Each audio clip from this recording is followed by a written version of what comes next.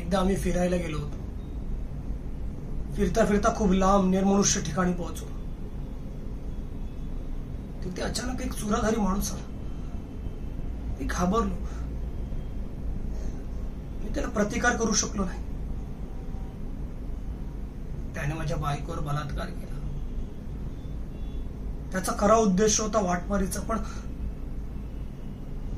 तिला पाहून त्याला ऐन वेळेला ती इच्छा निर्माण झाली. हे सगळं अप्रस्तुत म्हणून सोडून द्या, पण आता मला काय वाटतं हे महत्वाचं आहे.